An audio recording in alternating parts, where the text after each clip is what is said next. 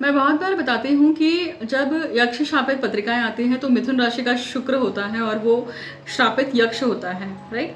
तो ये एक पद्धत हुई, क्योंकि हम जब वशिष्ठ नाड़ी के अनुसार या नारद संहिता के अनुसार पत्रिका को डिकोड करके जब मैं पास्ट लाइफ डिकोड करके देखती हूँ या उस चक्र तक पहुँचती हूँ, तो एक ही चक्र नहीं होता है किसी भी के भी जीवन का। बहुत सारे हमारे ऐसे प्रारब्ध होते हैं या बहुत सारे हमारे अलग अलग वैरायटी ऑफ कर्म होते हैं जिसके कारण हम शापित होते हैं।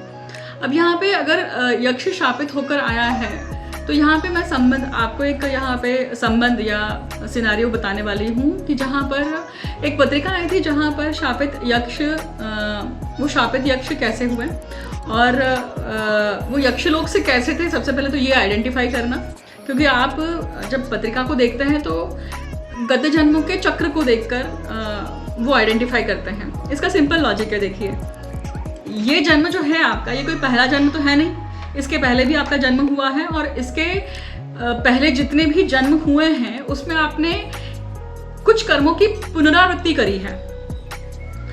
अब सेकंड पॉइंट ये समझिए कि जब आपका जन्म हुआ था या जब पहली बार आप मृत्युलोक पे आए थे तो ऐसा कोई ना कोई कारण हुआ होगा, कुछ ना कुछ आपकी वासना रही होगी, किसी न किसी चीज़ को आकर्षित होकर किसी न किसी चीज़ को पाने की इच्छा रखने के बाद आप पृथ्वी लोक पर आए होंगे।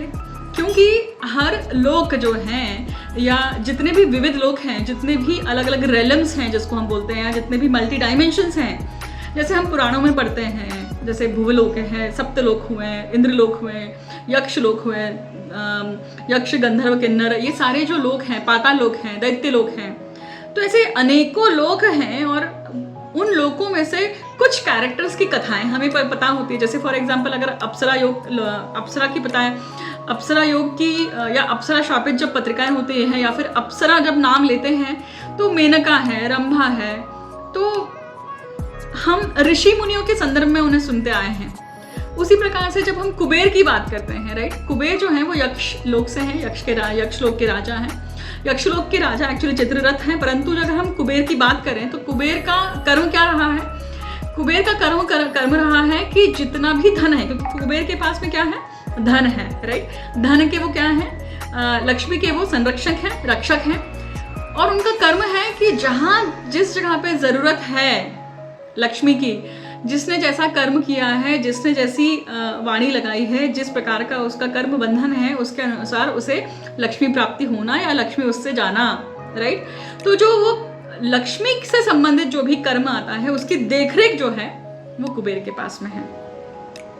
अब जब हम पृथ्वी लोक पे देखते हैं, अगर कुबेर श्रापित मतलब यक्ष श्रापित अगर कोई आता है, क्योंकि कुबेर का जो कार्य क्षेत्र है उस क्षेत्र में या ये जितने भी यक्ष हैं या जो भी ऐसे हायर बीइंग्स होते हैं उनके अंदर हमारे जैसे षड रिपु नहीं होते हैं, याद रखिएगा। षड रिपु मतलब मोह नहीं है, ग्रीड नहीं है। मतलब अगर कुबेर को ग्रीड हो जाए कि भाई ये इतना सारा पैसा ये मैं ही रख लेता हूँ, मैं अपने लिए यूज़ करूँगा, मैं अपनी इच्छा मैं अपने ऐशो आराम को पूरा करने के लिए करूँगा, तो वो नहीं है वहाँ पर। क्योंकि यक्ष लोक या जो भी ये हायर लोक हैं यहाँ पे इस इच्छाओं से या इस षड रिपुओं से ग्रसित नहीं होता है व्यक्ति। परंतु अगर किसी में इच्छा हो जाए कि मुझे अगर ये चीज़ चाहिए तो वो वहाँ पे शापित होता है और शापित होकर आता है। अब कुबेर शापित या यक्ष शापित जब कोई पत्रिका आती है तो मैं आपके साथ में एक अनुभव साझा कर रही हूँ यहाँ पे। तो एक सज्जन की पत्रिका थी हमारे पास में और उस पत्रिका को डिकोड करने पर यह समझ में आया कि व्यक्ति यक्ष शापित है, मतलब शापित यक्ष है और उनका जो कर्म रहा है, कर्म बंधन रहा है, वो लक्ष्मी से संबंधित है। और वो किस प्रकार की लक्ष्मी? तो कुबेर लक्ष्मी, राइट। तो ये आइडेंटिफाई जो करना है ये तो मैं पत्रिका के अनुसार मतलब हर पत्रिका में वो यूनिक वे में आपको समझ में आता है। तो इसे समझने के लिए या इस प्रारब्ध को समझने के लिए ये वीडियो मैं आप सबके सामने रख रही हूँ। तो इसे कैसे समझें? अब कुबेर का क्या कर्म रहा है कि पैसा है, पैसा लेन देन, यहाँ पे घुमाना फिराना, है ना, या जहाँ चाहिए वहाँ पे पैसा देना, जहाँ से नहीं है, जहाँ पे जिस चीज़ जो लायक नहीं है वहाँ से उसका पैसा निकाल लेना, उसको वो चीज़ लक्ष्मी से शापित कर देना, या लक्ष्मी की कदर नहीं कर रहा है सामने वाला व्यक्ति तो उससे लक्ष्मी छीन लेना या उसको लक्ष्मी विहीन कर देना, है ना। तो जब व्यक्ति के जीवन में अगर मान लीजिए यक्षलोक से ही ऐसा कोई व्यक्ति कुबेर को देखने के बाद में ऐसी वासना करता है, ऐसी इच्छा करता है कि मुझे इस प्रकार का धन घुमाने का या इस तरह का क्रम या कार्य करने का मौका मिले, ये कैसे होता है, इसका अनुभव कैसा होता है, ये करने में इंसान कैसे पावर फील करता है, सत्ता फील करता है, क्योंकि लक्ष्मी का पावर है वो, है ना। तो ये वासना रख के जब व्यक्ति यक्षलोक से पृथ्वीलोक पे, क्योंकि ये वासना पूर्ण करने के लिए उसे कहाँ आना पड़ेगा, पृथ्वीलोक पे आना पड़ेगा। पृथ्वीलोक पे क्यों आना पड़ता है? पृथ्वीलोक पे आने का कारण ये है कि पृथ्वीलोक पे ही ऐसा षड रिपु या हमारे नवरस हैं जिसके माध्यम से हम अपने कर्मों को जीते हैं, अनुभव प्राप्त करते हैं किसी भी चीज़ का अनुभव लेने के लिए, क्योंकि ये सारी माया है, राइट। अच्छा खाना, अच्छा बोलना, या जो भी आंखों को चीज़ें दिख रही हैं, जो भी हम कर रहे हैं वो सारी माया है। तो माया देवी से रची हुई ये पूरी सृष्टि है। अब इसे अगर जीना है, इसका अनुभव लेना है, तो हम किसके माध्यम से लेते हैं? शरीर के माध्यम से लेते हैं, हम इन सेंसेस के माध्यम से लेते हैं। तो इस सेंसेस के माध्यम से हम किस प्रकार से ले रहे हैं कि अगर हमें अच्छा खाना खाना है या अच्छा खाना खाने का आस्वाद लेना है, तो कैसे लेते हैं कि भाई हम जिह्वा से वो चीज़ महसूस करते हैं। जिह्वा शरीर का भाग है। उसी प्रकार से जब हम कुछ अच्छा देखने की अपेक्षा रखते हैं कि यार बहुत सुंदर जगह पर गए हैं, सीनरी देखी, तो हमारे आंखों को सुकून मिलता है, आंखों को शांति मिलती है। सौंदर्य देख के हम सौंदर्य को समझ पाते हैं, अनुभव कर पाते हैं, तो वो आंखों से लिया हुआ अनुभव है। उसी प्रकार से अच्छा म्यूजिक, राग, उसी प्रकार से जो सेंसेस हैं, तो ये सारी चीज़ें अनुभव करने के लिए इस शरीर का हम व्यापार करते हैं। और ये जो शरीर है आपका, ये शरीर माध्यम है इन सब रिपुओं को, मतलब इन सब अनुभवों को जीने के लिए। जब इसकी अतिरेक हो जाती है, जब इसकी अतिशयोक्ति हो जाती है, जब हम लालच हम में पैदा होती है कि हमें ये चीज़ ज़्यादा चाहिए, एक्सट्रीम चाहिए, क्योंकि हम संतुलन स्थापित नहीं कर पाते हैं। मान लीजिए किसी को आइसक्रीम बहुत पसंद है, क्या वो एक चम्मच खाकर शांत बैठ जाता है? नहीं, एक कटोरी खा ली और 2 स्कूप ले लिए। हमको जब तक इच्छा होती तब तक हम खाते हैं ना। क्या हम संतुलन बना के चलते हैं? नहीं चलते हैं। ऐसा प्रत्येक रिपुओं, प्रत्येक चीज़ के बारे में ऐसा क्रम हमसे होता है। और जब ऐसी कोई घटना या ऐसी कोई इच्छा यक्षलोक किसी व्यक्ति को हो जाए, क्योंकि यक्षलोक हो, इंद्रलोक हो, देवलोक हो, यहाँ पे अलग पद्धति से टाइम डिफाइन होता है, यहाँ पे अलग पद्धति से नियम चलते हैं, रेगुलेशंस चलते हैं।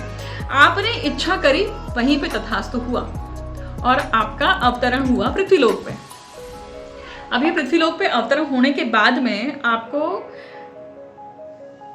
आपने उस इच्छा को लेकर जन्म लिया है, परंतु आपको नहीं पता है कि वो जो इच्छा है वो कौन से पैकेजेस के साथ में आती है। ठीक वैसे ही जैसे कोई भी व्यक्ति जब शादी करता है, तो शादी का लड्डू जो है वो बड़ा अच्छा लगता है कि चलो भाई शादी, मतलब आपको आपकी पत्नी या पति मिलने वाले हैं, आप वो सारा जो सुहाना एकदम पिक्चर है, but it comes with package ना। नोबडी नोज कि शादी करने के बाद में आपको सारा चक्र है जो पूरा निभाना पड़ता है। शादी is a work, marriage is a work, lot of work.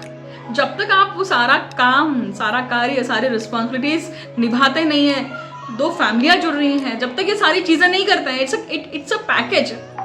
Manual नहीं है इसका कि जब आप शादी करने जा रहे हैं तो ये सारा मैनुअल है, ये सारा चीज़ें करनी पड़ेगी।